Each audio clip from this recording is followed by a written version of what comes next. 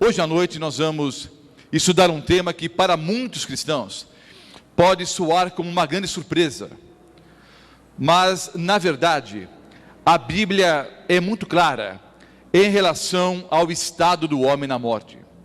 O que acontece com a pessoa quando ela morre? Vocês vão descobrir nessa noite que o que a maioria das igrejas ensina por aí não tem absolutamente nada a ver com a Bíblia Sagrada. A maioria das igrejas, aliás eu deveria dizer todas as igrejas, ensinam que a alma é imortal. Ou seja, as igrejas ensinam um conceito grego, um conceito helenístico da personalidade humana.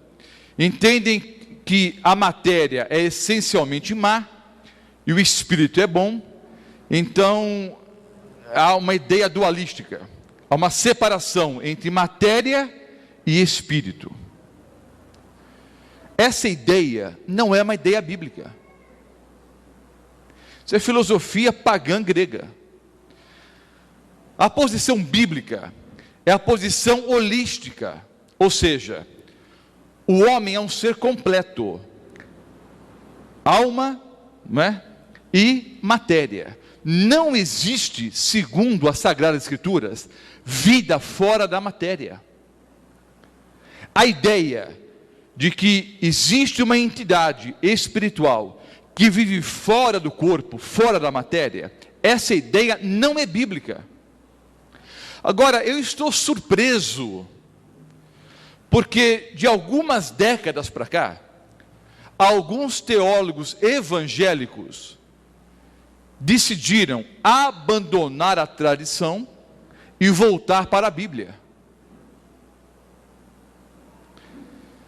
Teólogos como Stott, como Oscar Cullmann e outros famosos no meio evangélico, abandonaram a tradição e voltaram para o assim diz o Senhor.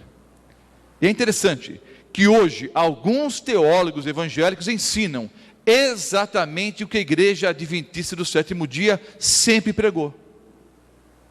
Ou seja, estão ensinando o que a Bíblia fala a respeito, não é, do homem na morte, do estado do homem na morte.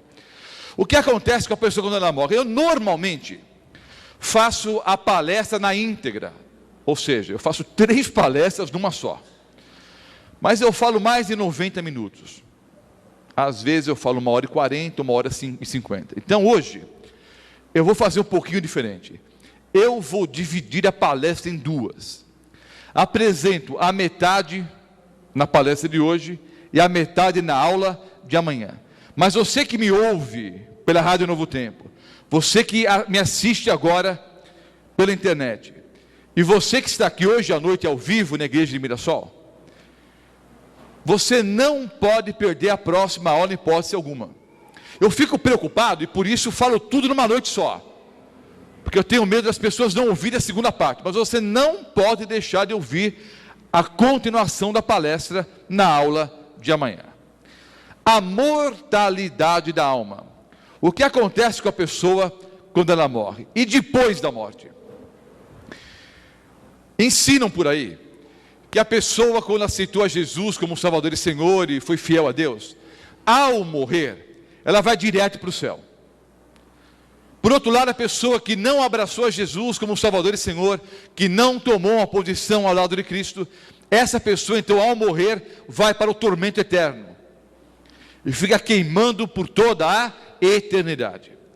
Há uma outra ideia que diz que quando a pessoa foi mais ou menos, ela vai para um lugar intermediário chamado purgatório. Na verdade, queridos, nós vamos ver dentro da Bíblia que não há estado consciente após a morte.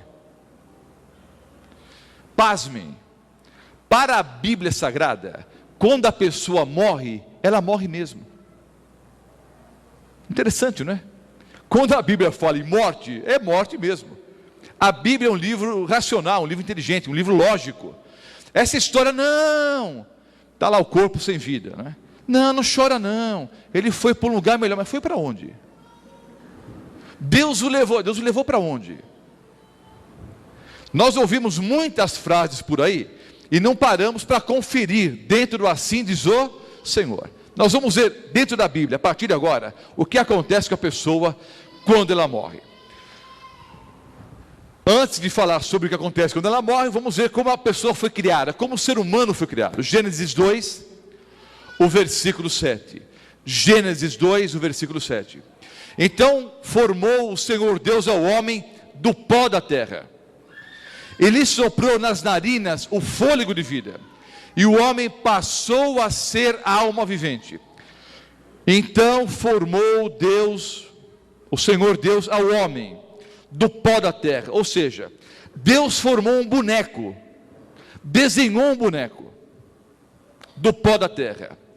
Cientistas, já há algum tempo atrás, pegaram um corpo humano, pegaram um cadáver, dissecaram o cadáver e descobriram que há no corpo humano exatamente os mesmos elementos químicos que há no pó da terra.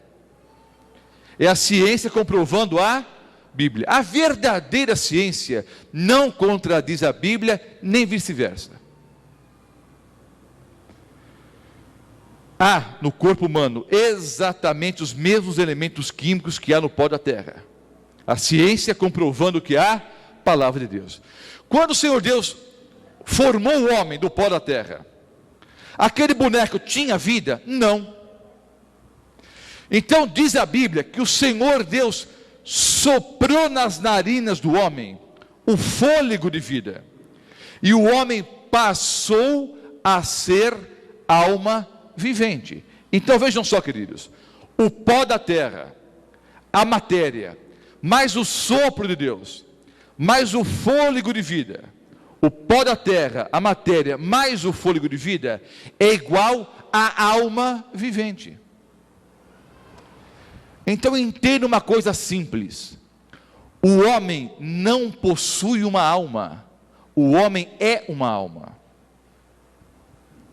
O homem é uma alma composta por matéria e espírito, matéria e o fôlego de vida.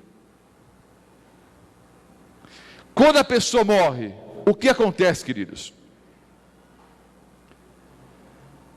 A palavra espírito é traduzida na Bíblia muitas vezes como palavras em hebraico e grego, são traduzidas como espírito, coração, mente. A maioria das palavras são traduzidas como espírito. Agora vejam, há duas palavras, ruá e pneuma. Ruá em hebraico e pneuma em grego, que significam fôlego de vida. A palavra pneumático, por exemplo, que nós abreviamos para pneu, vem do grego, é algo cheio de ar. Então Deus formou o homem do pó da terra e soprou nas suas narinas o fôlego de vida, e o homem passou a ser alma vivente. Então o homem, queridos, é uma alma composta pelo quê? Matéria mais o fôlego de vida. Quando a pessoa morre, o que acontece? O pó da terra, a matéria menos o fôlego de vida é igual ao quê? Vamos deixar que a Bíblia responda. Gênesis 2:17. Já estudamos o capítulo 2, o capítulo 3, quase que na íntegra, ao estudarmos sobre a origem do mal e a queda do homem. O Senhor Deus disse: de todas as árvores do jardim comereis livremente, mas da árvore que está no meio do jardim, a árvore do conhecimento do bem e do mal, ou da ciência do bem e do mal, disse Deus: não comerás, porque no dia em que dela comeres, certamente morrerás. Certamente morrerás. Aí a serpente, em Gênesis 3, versículo 4, nós estudamos aqui que a serpente não falava. Houve uma incorporação do espírito mal, né? Satanás tomou posse do corpo da serpente. E Satanás, então, através da serpente, disse o quê? Para Eva: certamente não morrereis. E eu disse aqui numa aula anterior que essa foi a primeira sessão espírita do planeta Terra, dirigida pela mesma pessoa que dirige todas as outras, Satanás e os seus anjos. Note, houve uma incorporação o espírito, entrou no corpo da serpente, e conversando com Eva, disse: certamente não morrereis. Deus disse: certamente morrerás. O demônio disse: não, você não vai morrer não. João 8,44: vós sois do diabo, que é vosso pai, e quereis satisfazer os desejos. Ele, o diabo, foi homicida desde o princípio e jamais se firmou na verdade, porque nele não há verdade. Quando ele, Satanás, profere mentira, fala do que lhe é próprio, porque é mentiroso e pai da mentira. E entre tantas mentiras engendradas pelo demônio, há a ideia antibíblica da imortalidade da alma. A ideia de que a alma é imortal não é uma ideia bíblica. É uma ideia satânica, que é o pai da mentira. Satanás é o pai da mentira. Entre várias mentiras, ele inventou essa, que a alma é imortal. E infelizmente a maioria das igrejas cristãs ensina uma farsa, uma mentira totalmente contrária à palavra de Deus. Se não, vejamos Romanos 6, 23: o salário do pecado é a morte. Eclesiastes 12, o versículo 7: o pó volte à terra como era, e o espírito, o fôlego de vida, volte a Deus que o deu. Mas pastor, é isso mesmo que eu creio. Quando a pessoa morre, o pó volta para a terra, e o espírito volta para Deus, vai para o céu feliz. Não, Deus soprou o fôlego de vida. Quando a pessoa morre, Deus inspira esse fôlego de volta. Não há vida consciente após a morte. Mas eu não quero filosofar muito, não quero argumentar muito, eu quero deixar que a Bíblia fale. Ezequiel 18, versículo 4. Ezequiel 18, o versículo 4. O Senhor Deus diz: eis que todas as almas são minhas, como a alma do Pai, também a alma do Filho é minha. A alma que pecar, essa morrerá. Eu pergunto, a Bíblia responde: a alma é mortal ou a alma é imortal? A Bíblia responde, Deus responde: a alma que pecar, essa morrerá. A ideia da imortalidade da alma não é uma ideia bíblica, é filosofia pagã, que foi recebida, aceita, não é? No meio do cristianismo. Porque hoje, na verdade, queridos, que a maioria das igrejas prega por aí é uma mistura de paganismo com cristianismo. Há algumas igrejas chamadas cristãs que de cristianismo mesmo tem muito pouco. Há muita coisa ensinada por aí que as pessoas pensam que, não é, que é religião cristã de verdade, religião pura, que é religião bíblica, mas não é. Por isso que eu digo desde a primeira aula, nós precisamos estudar o assim diz o Senhor. Ah, pastor Mota, mas antes do senhor continuar a palestra, eu estou pensando o seguinte, pastor: está todo mundo errado então? Só essa igrejinha de vocês aqui que está certa? Vocês que nos ouvem agora pela Novo Tempo, os que assistem pela internet, os que estão aqui, pessoas de várias denominações, há várias pessoas aqui hoje de outras denominações. Pastor, só vocês estão certos? Está todo mundo errado?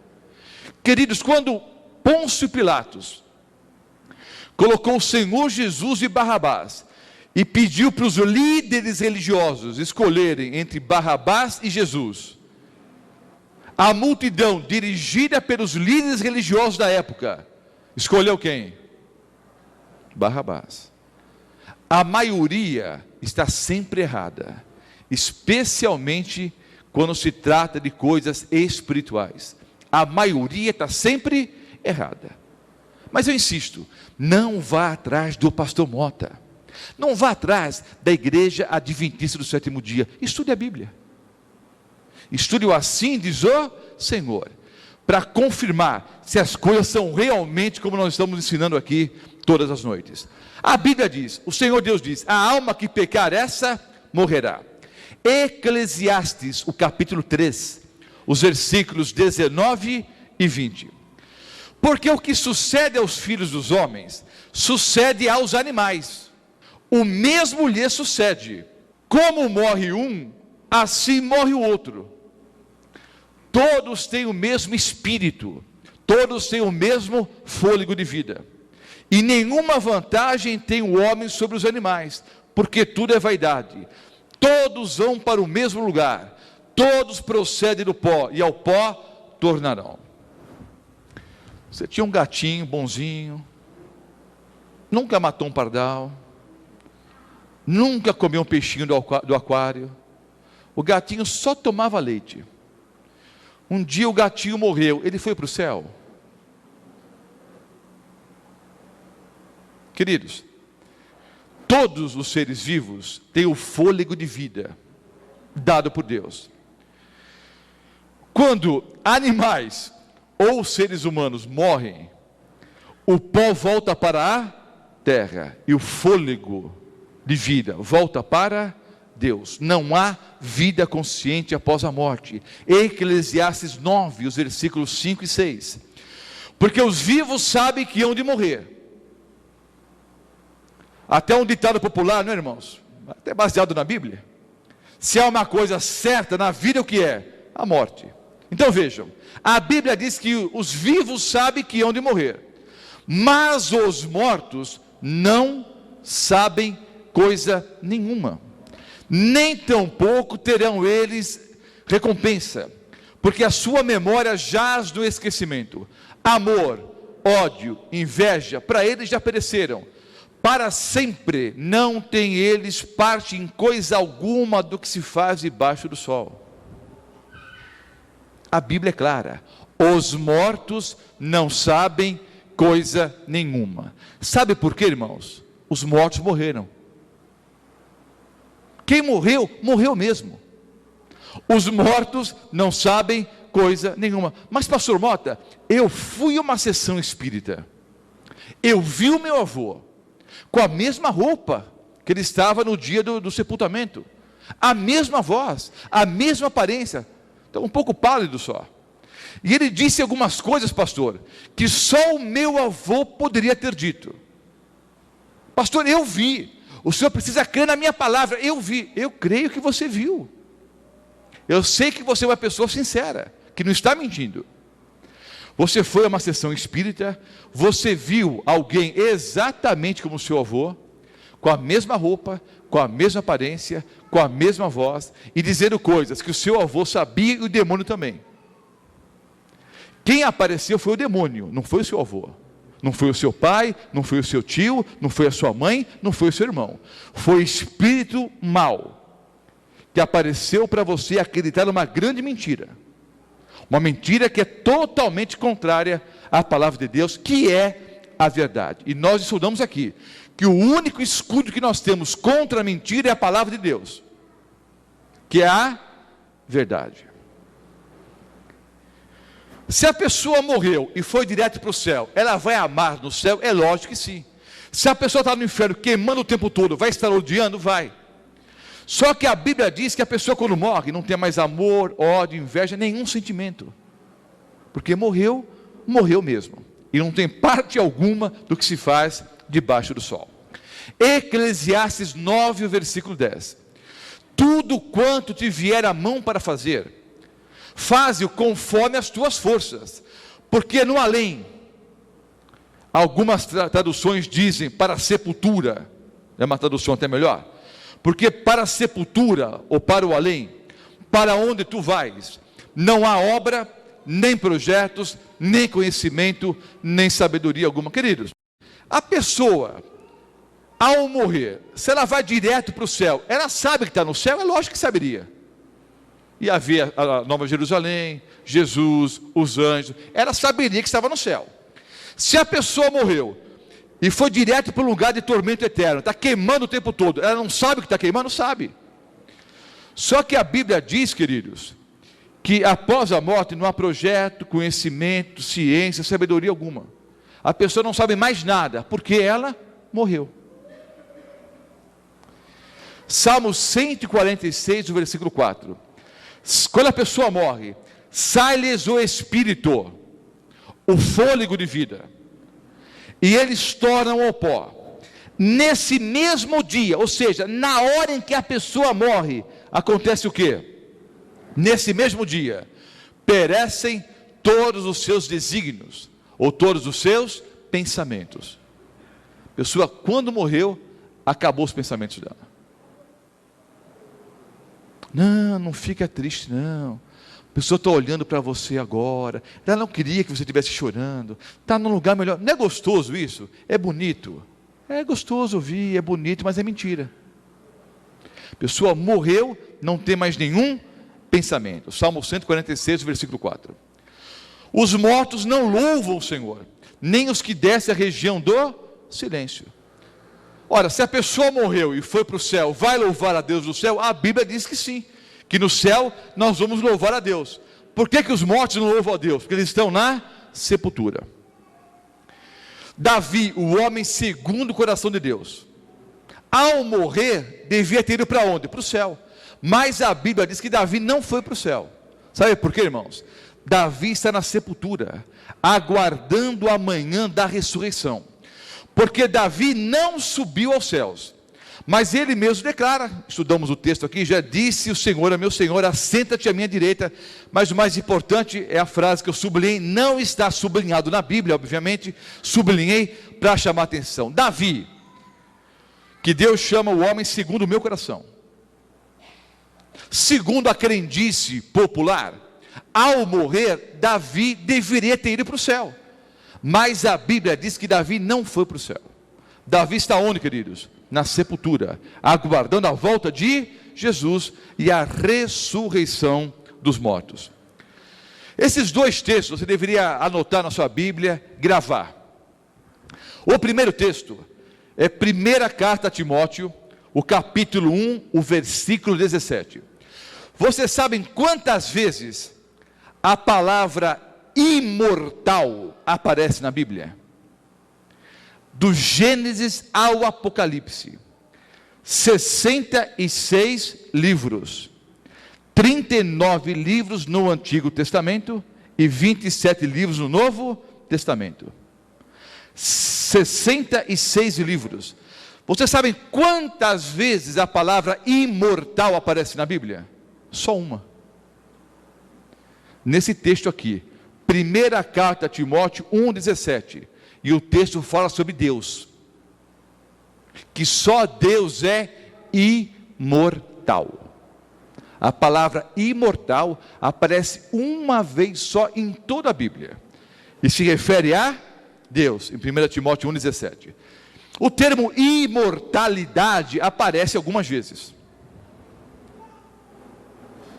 Só que 1 Timóteo 6,16 diz que Deus é o único que possui imortalidade. Só Deus possui imortalidade. Queridos, anjos e seres humanos, nós fomos criados com imortalidade condicional. Qual era a condição? Permanecer fiel a Deus.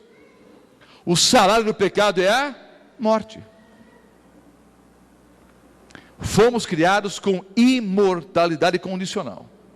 Mas pastor, então, se a pessoa morre e acabou, qual é a esperança? A esperança é a ressurreição, que eu vou ensinar na próxima aula, a ressurreição dos mortos, o milênio bíblico e as duas ressurreições. Agora entendam, para adiantar um pouquinho, a questão que vamos estudar na próxima aula. Não há uma incoerência na pregação evangélica e na própria pregação católica? Porque várias denominações ditas cristãs ensinam a ressurreição dos mortos, mas ao mesmo tempo ensinam que a alma é imortal. Olha, se a pessoa morreu, já foi para o céu, imagine, eu morri, estou lá no céu, Faz de conta, estou lá no céu, todo contente. Aí o Senhor Jesus vem e diz: ô Roberto, no céu nós vamos ter outros nomes. Não sei que nome vou ter no céu, mas acho que Roberto tá bom já. Porque o nome Roberto significa resplandecente na glória. Não é pouca porcaria não, viu, irmãos? Roberto é o nome anglo-saxão. Se fosse resplandecente já era chique. É resplandecente na glória. É chique no último. Então já Roberto é um bom nome já, mas Deus vai me dar outro nome, não sei qual vai ser. Mas vamos imaginar, estou no céu. Aí Jesus vem e diz: ô Roberto, vem cá. Pois não, Senhor. Olha, você vai voltar comigo para a terra agora, porque estou retornando, como eu prometi. 2.500 versículos bíblicos dizem que eu vou voltar ao planeta Terra. Estou voltando agora, e você vai comigo porque eu vou te ressuscitar. Tem lógica? Tem lógica, queridos? Se eu já estou vivo no céu, Cristo veio ressuscitar quem aqui? Se as pessoas já estão no inferno queimando, é por isso que a igreja católica, pelo menos, foi mais esperta nesse aspecto, e eles diminuíram, quase que aboliram a pregação sobre a volta de Jesus e a ressurreição dos mortos, porque viram que havia uma incoerência ali. Como é que nós pregamos? Que a pessoa ao morrer já vai para o céu, para o purgatório, para o inferno, e ao mesmo tempo pregamos volta de Jesus e ressurreição dos mortos. Há uma incoerência, ou é uma coisa ou é outra, não dá para crer nas duas coisas. O que a Bíblia ensina é que a alma é mortal. A pessoa morre, vai para o pó da terra. O fôlego de vida volta para Deus. Não há vida consciente após a morte. Mas as pessoas que morreram, e antes da morte, obviamente, abraçaram a Jesus como Salvador e Senhor, quando Cristo voltar, essas pessoas vão ressuscitar. Davi está no pó da terra. Não só Davi, todos os personagens bíblicos. Mas pastor, e aquele santo que eu oro sempre, está mortinho no pó da terra. Mas é a santa para quem eu oro sempre, está no pó da terra. Quando Cristo voltar, todos os que morreram, tendo abraçado a Jesus como Salvador e Senhor, receberão a ressurreição. Então o que é mortal vai se revestir da imortalidade, o que é corruptível vai se revestir da incorruptibilidade, e aí receberemos então a vida eterna quando formos glorificados. Eu explico isso amanhã na próxima aula nos mínimos detalhes. Os termos ou as palavras usualmente traduzidos como alma e espírito ocorrem mais de 1.600 vezes na Bíblia, mas em nenhum caso estão associados a imortal ou imortalidade. Você pode achar que essa informação é de menor importância. Para mim, é algo extremamente conclusivo. Por quê, queridos? Os termos gregos e hebraicos, traduzidos como alma e espírito na Bíblia, aparece mais de 1.600 vezes. Mas mais de 1.600 vezes, não tem um versículo que associe alma ou espírito à imortalidade. Pelo contrário, a alma que pecar, essa morrerá. Se a alma ou espírito fosse imortal, nas mais de 1.600 vezes que aparece na Bíblia, não tem que ter pelo menos um versículo, dizendo que a alma é imortal. Não tem nenhum. Pelo contrário, só Deus é imortal, e a alma que pecar, essa morrerá. Queridos, se você crê na Bíblia,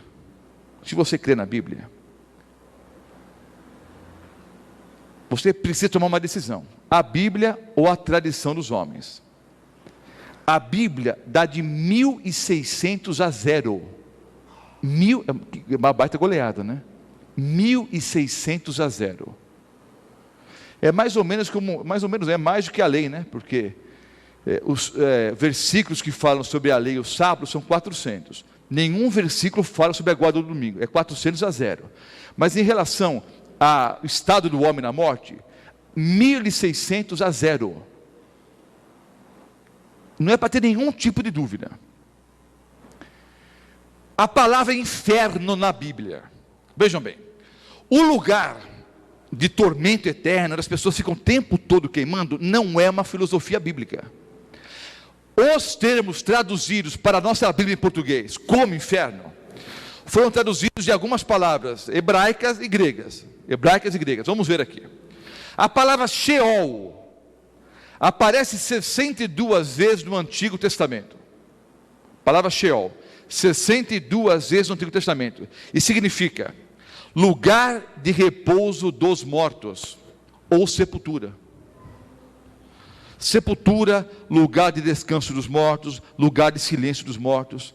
É o que significa a palavra Sheol. Outra palavra no Novo Testamento, Hades, aparece 10 vezes no Novo Testamento, traduzida para a nossa Bíblia muitas vezes como inferno. Tem o mesmo significado de Sheol, sepultura, ou lugar de descanso dos mortos. Aqueles que são católicos já há algum tempo, com certeza conhecem o credo católico. No credo católico, a uma certa altura, há a seguinte frase: que o Senhor Jesus morreu e desceu aonde? Atualmente, no credo católico reza, desceu o quê? À sepultura. Há algum tempo atrás dizia o quê? Desceu ao inferno. Lembram disso? Jesus morreu e desceu à mansão dos mortos, desceu ao inferno, desceu à sepultura. Por quê, queridos? Entenda uma coisa simples: todo mundo que morre vai para o inferno, porque a palavra inferno na Bíblia significa sepultura, um lugar de fogo, onde as pessoas ficam o tempo todo queimando e sendo cutucadas pelo demônio. Isso é filosofia pagã, não é ideia bíblica. Na Bíblia, todo mundo que morre vai para o inferno. Não fiquem assustados não. Quando Jesus morreu, ele foi para o inferno, ele foi para a sepultura. E ao terceiro dia ele ressuscitou. A palavra inferno simboliza ou significa sepultura. Há uma outra palavra, tártaro.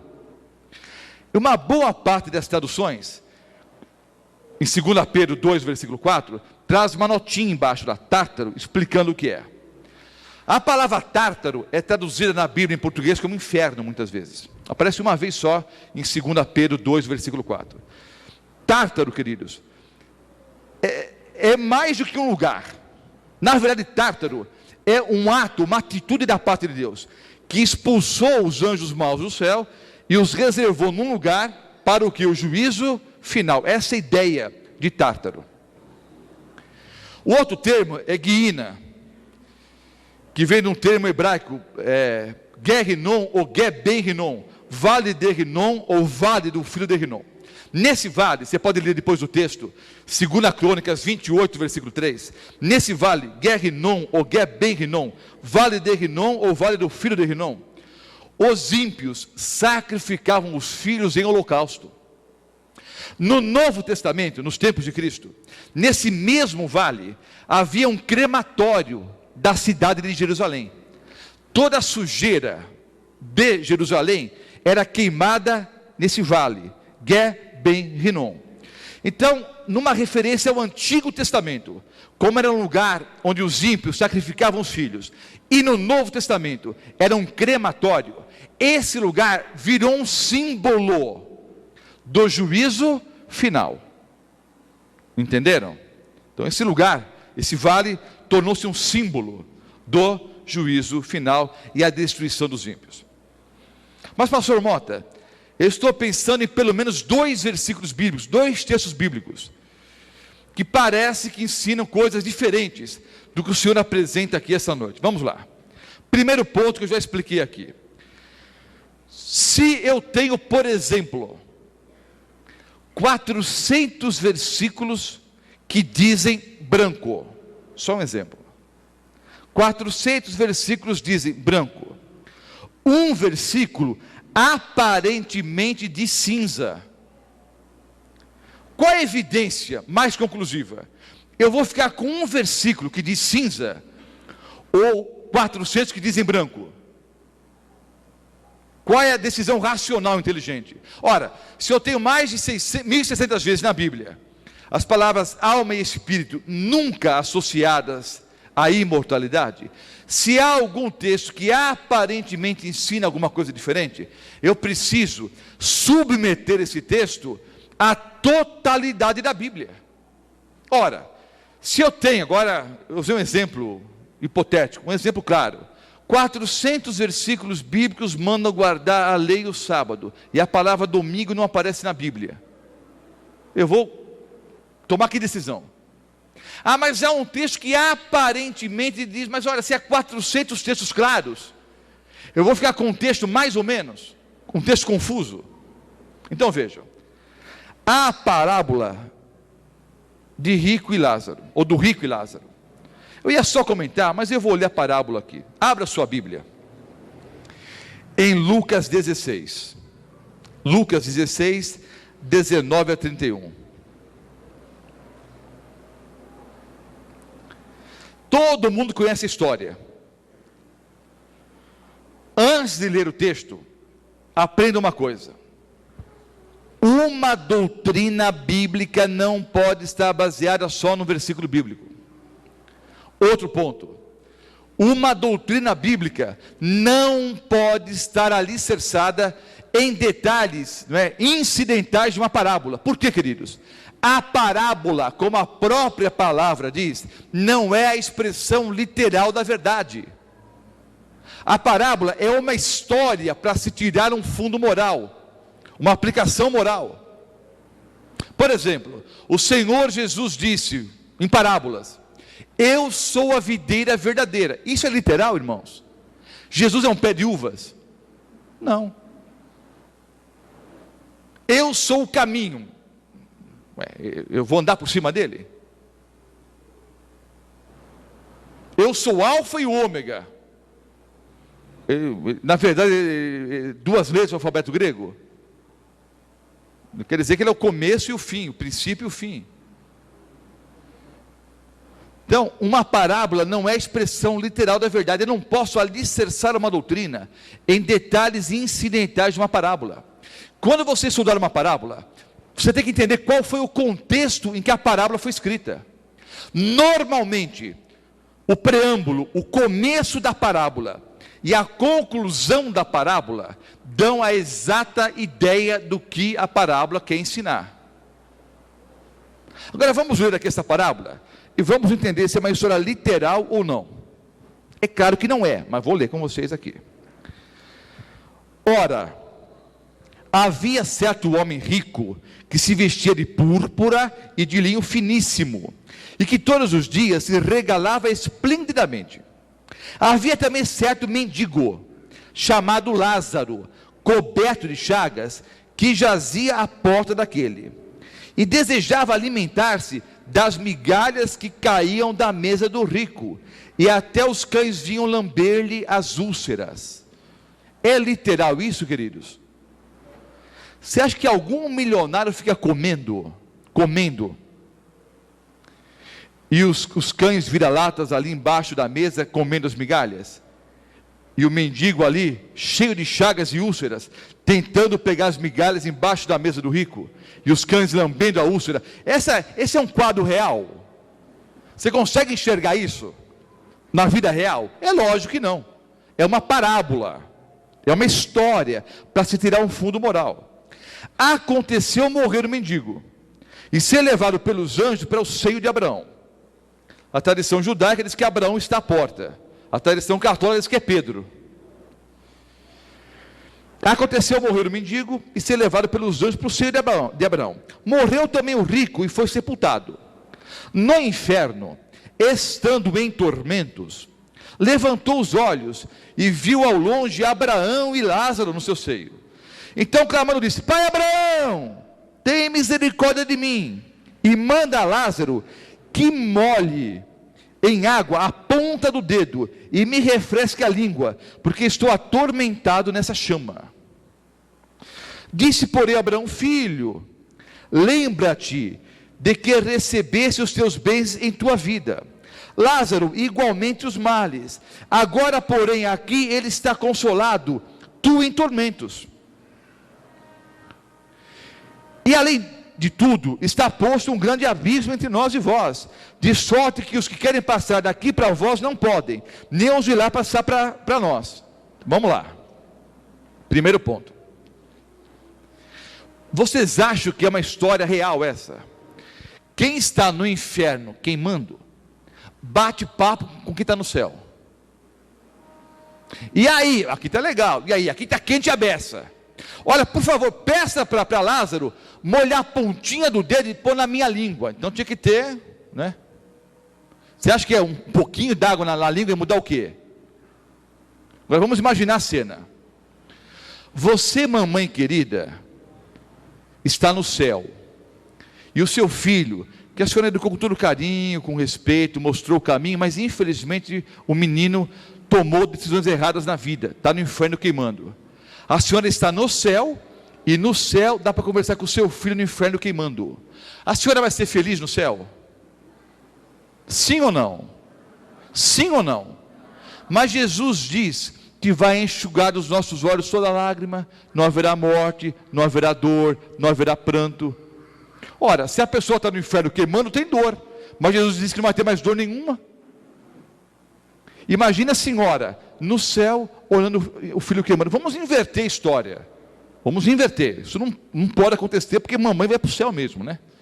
Mas inverte a história, você filho no céu e a mamãe no inferno queimando, você vai ser feliz?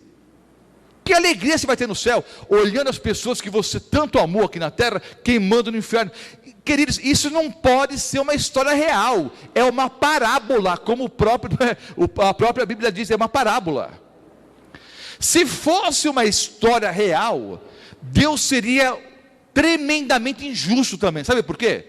Qual foi o argumento de Abraão com o rico? Disse para o rico, olha, sabe o que acontece? Você já foi rico na terra, você usufruiu seus bens na terra, e Lázaro, coitadinho, foi tão pobre, agora você fica queimando e ele fica no céu. Então qual é a conclusão? O rico estava queimando só pelo fato de ser rico, só pelo fato de ter vivido bem aqui nesse mundo, agora em troca ele vai sofrer. E o pobre do Lázaro, só por ser pobre, já estava no céu. É assim que funciona.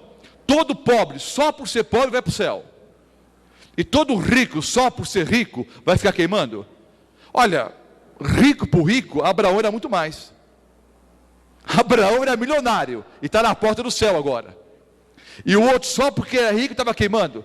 Obviamente, queridos, é só uma ilustração, é uma parábola. Na verdade, é uma história conhecida entre os judeus. Jesus contou uma história que eles conheciam para fazer uma aplicação que eu vou explicar já já qual foi. Versículo 27. Então replicou o rico: Pai, eu te imploro que o mandes à minha casa paterna, porque tenho 5 irmãos, para que lhes dê testemunho, a fim de não virem também para esse lugar de tormento. Respondeu Abraão: eles têm Moisés e os profetas, ouçam-nos. Mas ele insistiu: não, pai Abraão, se alguém dentre os mortos for ter com eles, arrepender-se-ão. Abraão, porém, lhe respondeu: se não ouvem a Moisés e aos profetas, tampouco se deixarão persuadir, ainda que ressuscite alguém dentre os mortos. Conclusão, queridos: no debate contra os judeus, continuavam questionando quem era Jesus. É o Messias? Quem você é? É o profeta? Quem você é? E continuavam exigindo que o Senhor Jesus operasse milagres e sinais. Aí Jesus, nesse contexto, contou essa parábola para dizer o quê? Vocês têm a Bíblia, que era o Antigo Testamento, não é? Vocês têm Moisés e os profetas. Estudem o que Moisés e os profetas disseram. Vocês vão descobrir se eu sou o Messias, se eu sou o Filho de Deus ou não. Não, mas olha, opere mais um milagre. Se o morto ressuscitar, aí o que diz a parábola? Não. Se eles não creem em Moisés e nos profetas, não vão acreditar, mesmo que ressuscite um morto. E vocês querem um exemplo? Estamos no final de semana de Páscoa. O Senhor Jesus, depois que Pedro cortou a orelha de Malco, que era empregadinho do sumo sacerdote, Jesus pegou a orelha do chão, limpou, e fez o primeiro implante de órgãos da história. Colocou de novo a orelha no lugar, e ainda assim foi preso. O milagre foi feito, o sinal foi mostrado, e ainda assim ele foi preso. Porque sinais e milagres não valem absolutamente nada, se a pessoa não crê no assim diz o Senhor. Vocês conseguiram entender o significado da parábola? Eu tenho que entender a parábola no seu contexto, e a Bíblia não mente em contradição. Se a Bíblia diz, a alma que pecar essa morrerá, não pode ter um texto que diga o contrário. Lucas 23, 43, o Senhor Jesus crucificado, mau ladrão de um lado, mau ladrão do outro. Um caçoava de Jesus, o outro disse, mas você nem ainda teme a Deus, estando na mesma condenação? Aí o chamado bom ladrão, na verdade os dois eram maus, mas o chamado bom ladrão, que a tradição chama de Dimas, né? Disse, Senhor, lembra-te de mim quando entrares no teu reino.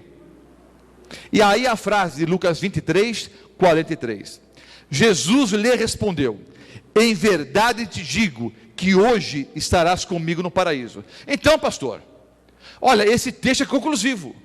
Jesus disse para o ladrão, em verdade te digo que hoje estaremos juntos no paraíso. Espera um pouco. O original em grego não tinha divisão entre as palavras, não tinha pontuação, não tinha ponto, não tinha vírgula. Então João Ferreira de Almeida, quando traduziu, um homem dirigido por Deus, quando ele traduziu a Bíblia, os originais, hebraico, aramaico e grego para o português, nesse texto aqui, ele traduziu literalmente as palavras, Jesus lhe respondeu, em verdade te digo que hoje estarás comigo no paraíso. Não colocou nenhum ponto, nenhuma vírgula. Agora, alguns vão dizer, mas pastor Mota, quem é o Senhor para colocar ponto e vírgula? Eu não sou ninguém, mas a Igreja Católica Apostólica Romana, na tradução ecumênica, que é a nova edição revista e corrigida das edições paulinas e edições Loyola, traduziu Lucas 23, 43 da seguinte maneira, as mesmas palavras, Jesus lhe respondeu, em verdade eu te digo, vírgula, hoje estarás comigo no paraíso. Em verdade te digo, hoje estarás comigo no paraíso. Porque essa tradução católica é melhor do que a outra tradução católica. Porque toda a Bíblia que você está lendo aí, meu irmão, é tradução católica. Porque João Ferreira de Almeida era católico. Não tem Bíblia adventista do sétimo dia. O que você tem em mãos aqui é uma Bíblia traduzida por João Ferreira de Almeida, católico. A tradução ecumênica das edições paulinas e Loyola colocou a vírgula no lugar certo. Por quê? Jesus foi para o paraíso aquele dia? Sim ou não? Sim ou não? Jesus morreu que dia, irmãos? Sexta-feira. Ressuscitou no primeiro dia da semana. Se Jesus tivesse prometido para o ladrão que eles estariam juntos naquele mesmo dia no paraíso, ele mentiu para o ladrão. Quando Jesus ressuscitou, e Marta quis tocar em Jesus, o que Jesus disse? Hein? Não me toques, eu ainda não subi ao meu Pai. Jesus não tinha ido para o céu ainda. Então, se ele prometeu para o ladrão que estariam juntos naquele dia mesmo, ele mentiu para o ladrão. Na verdade, queridos, João Ferreira de Almeida deveria ter colocado uma vírgula e não colocou. Mas a própria Igreja Católica corrigiu o erro, colocando a vírgula no lugar certo. Jesus disse, em verdade te digo hoje, um dia, no futuro, estarás comigo no paraíso. Olha o exemplo de Marcos 16:6. Você pega as mesmas palavras, ressuscitou, não está aqui. Então você imagina, a pessoa olhando para a sepultura, dizendo, ressuscitou. Podia até pôr um ponto de exclamação, ressuscitou, não está aqui. Com as mesmas palavras, é só mudar a pontuação, fica assim, ressuscitou, não, está aqui. Vocês conseguem entender como a pontuação muda completamente o sentido? E no original em grego não havia pontuação. Então João Ferreira de Almeida cometeu um erro. que a própria igreja católica corrigiu, colocou a vírgula no lugar certo. Jesus disse: em verdade te digo hoje, um dia no futuro estarás comigo no paraíso. Agora, se um texto é de difícil interpretação, eu vou recorrer a outros textos que são mais claros. Então vejam, quando os homens teriam a recompensa? Quando é que as pessoas vão receber a vida eterna? Quando as pessoas vão ter a recompensa? Logo após a morte? Não. Vou mostrar 4 textos bíblicos. Primeiro, Apocalipse 22, 12. Eis que cedo venho, e o meu galardão está comigo para dar a cada um segundo a sua obra. Mateus 16, 27. Porque o Filho do Homem virá na glória de seu Pai, com os santos anjos, e então dará a cada um segundo as suas obras. Quando, queridos? Quando ele voltar. Quando aparecer o sumo pastor, alcançareis a incorruptível coroa de glória. 1 Pedro 5, versículo 4. Quando, irmãos? Que eu vou receber a coroa da vida? Quando Cristo voltar. Segunda carta a Timóteo 4, versículo 8. Desde agora, a coroa da justiça me está guardada, a qual o Senhor, justo juiz, me dará naquele dia. Que dia, queridos? Quando ele voltar. E não somente a mim, mas também a todos os que amarem a sua vinda. Não está claro? Jesus não poderia ter prometido algo para o ladrão que iria contra a sua própria palavra. Jesus disse: quando eu voltar, eu vou retribuir a cada um conforme as suas obras. Não poderia ter prometido que estariam juntos naquele mesmo dia no paraíso, porque o próprio Senhor Jesus não foi para o paraíso naquele dia. Eu continuo a palestra amanhã. Agora raciocine comigo. Há algum bom católico aqui, que é católico hoje, ou já foi católico, que lembra do credo? A irmã sabe? De cor? Vem aqui então. Vem aqui, por favor. Vou encerrar com o credo católico. Pode vir. Levantou a mão, agora tem que vir aqui.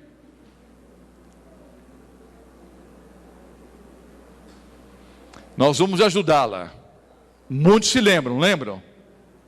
Não lembram? Quem lembra do credo aqui? Ela que vem à frente já. Vamos ajudar então. Hein? Tem um monte de gente, mas a irmã sabe, não sabe? Você acha que lembra? Vem cá. Então levantou a mão, agora o pessoal vai ajudar aqui.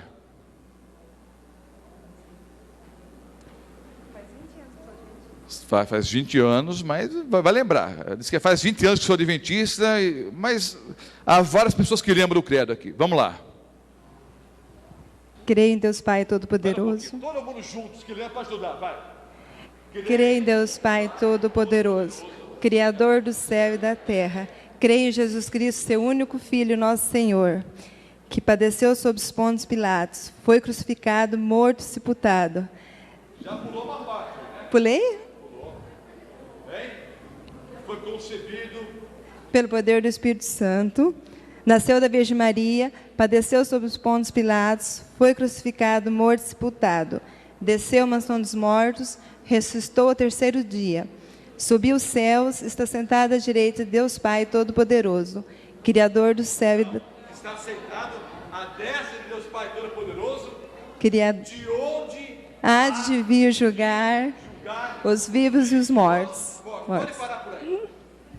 Você era uma católica meia boca. Eu nunca fui católico, mas eu sei o credo. Essa parte do credo diz que o Senhor Jesus está à destra de Deus Pai. E queridos, o credo católico está tudo certinho, viu? Até aí, pelo menos, está tudo certo. E igreja católica significa igreja universal, não é? Então esse na verdade é o credo cristão dos primeiros séculos. Diz que o Senhor Jesus está à destra de Deus Pai Todo-Poderoso. Eu creio nisso, você crê? Eu creio. De onde há de vir julgar os vivos e os mortos? Queridos, se a pessoa morreu e já foi para o céu, ela já foi julgada. Se a pessoa morreu e já foi para um lugar onde está queimando o tempo todo, ela já foi julgada. O juízo está no futuro. A recompensa está no futuro. Vocês conseguiram pegar o raciocínio? Não há uma incoerência. Como é que a igreja pode ensinar que a pessoa morre e vai direto para o céu, se o próprio credo católico diz que Jesus um dia virá a esse planeta julgar os vivos e os mortos?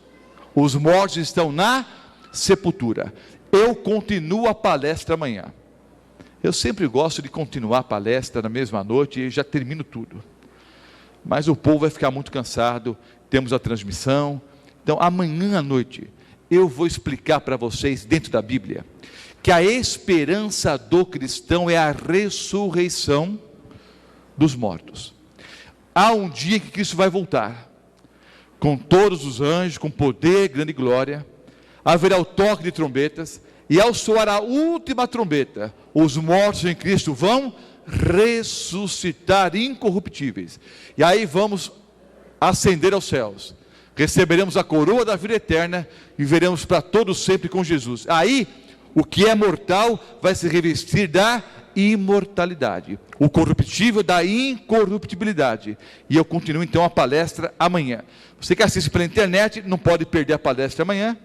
Vocês têm que voltar aqui amanhã, e os ouvintes da Novo Tempo, continua a palestra amanhã à noite.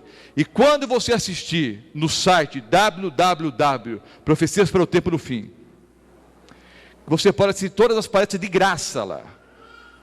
A Associação Paulista Oeste não está vendendo as palestras, está de graça na internet, de graça receber, de graça dar. É só assistir, é só acessar e assistir de graça todas as palestras.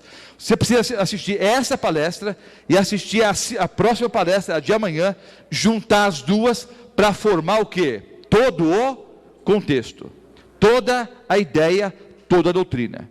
Então não percam a aula de amanhã. Pergunto, ficou claro para vocês essa questão? O que a Bíblia ensina é completamente diferente da ideia de muitos por aí. Agora eu vou um pouquinho mais longe. Isso pode magoar alguns, mas é melhor magoar vocês do que Deus me cobrar no dia do juízo, que eu não falei o que tinha que falar. A base do Espiritismo é a imortalidade da alma. Não, pastor, a base do Espiritismo é a reencarnação, tá? Só que antes de crer na reencarnação, que é uma doutrina espírita, eu preciso crer que a alma é imortal. A ideia que a alma é imortal é filosofia espírita pagã. Toda a igreja que ensina que a alma é imortal está ensinando filosofia pagã espírita. Isso é doutrina espírita, não é doutrina bíblica. A doutrina bíblica diz que quando a pessoa morre, ela morre mesmo, e que a esperança é a volta do Senhor Jesus Cristo. Eu, ao abraçar a Jesus como Salvador e Senhor, se eu morrer amanhã ou depois, a Bíblia diz que eu morri em Cristo. Quando Jesus voltar, Ele me chama pelo nome, eu ressuscito e vou viver com Ele para todo sempre. É o tema de amanhã à noite. Todos entenderam ou não? Ah, pastor, eu entendi, mas eu não aceito. Eu respeito isso. Pastor, eu não aceito, eu não penso assim. Queridos, a amizade continua a mesma. Só que se você me disser, pastor Mota, eu não creio da forma como foi explicado hoje, eu respeito. Mas você, em outras palavras, está dizendo, eu não creio na Bíblia. Eu respeito. Pastor, eu não creio na Bíblia, vou continuar do jeito que eu penso. Tudo bem. Mas você não pode dizer, eu creio na Bíblia e creio que a alma é imortal. Não pode. Se você crê em Deus e crê na Bíblia, a Bíblia como única regra de fé e prática, você tem que crer que a alma é mortal e que a esperança é a ressurreição. Tá ok? Quantos creem que a Bíblia é a palavra de Deus? Eu quero ver. Quantos aceitam todas as doutrinas bíblicas? Eu quero ver as mãos aqui. Muito bem. Vamos colocar em pé e vamos orar. Por favor, não perca a próxima palestra. Oremos. Amado Pai Celestial, Tu sabes, Senhor, que para muitas pessoas que ouviram a palestra nessa noite, pela Rádio Novo Tempo, para muitos que assistem pela internet, para muitos que estão ao vivo aqui, em Mirassol, para muitas pessoas essa palestra foi difícil de aceitar, de entender. Porque pessoas sinceras que estão aqui essa noite, e que nos ouvem essa noite, foram ensinadas, foram educadas, foram criadas com uma doutrina completamente diferente. Mas hoje, todos nós fomos confrontados com o assim diz o Senhor. E nós precisamos tomar uma decisão. Aceitar o que as pessoas erroneamente ensinam por aí. A tradição de várias igrejas por aí. Ou tomarmos uma decisão ao lado das Sagradas Escrituras. Ao lado do assim diz o Senhor. A nossa posição, Senhor, é aceitarmos a Bíblia como a nossa única regra de fé e prática. E oramos para que todo crente, para que todo verdadeiro cristão, volte a estudar a Bíblia, para que possa entender a Tua palavra, as Suas doutrinas, a Tua verdade, as profecias bíblicas, e possa entender que brevemente o Senhor Jesus voltará, aí sim, para revestir a cada salvo, a cada pessoa que aceitou a Jesus como Salvador e Senhor. Cada um então será revestido com a vida eterna, com a imortalidade. Nós queremos fazer parte desse grupo, os que vão receber das mãos de Jesus Cristo a coroa da vida eterna. Abraçamos a Jesus como Salvador e Senhor. Cremos que como o Senhor Jesus está muito próximo de voltar a esse planeta, a maioria de nós estaremos vivos por ocasião da volta de Cristo. Não passaremos pela morte. Mas se alguém morrer, se alguém dormir, se alguém perecer antes da volta de Cristo, nós temos certeza absoluta que essa pessoa, tendo abraçado a Jesus como Salvador e Senhor, ressuscitará para receber das mãos de Cristo a coroa da vida eterna. Obrigado, Senhor, porque a Tua palavra é tão clara.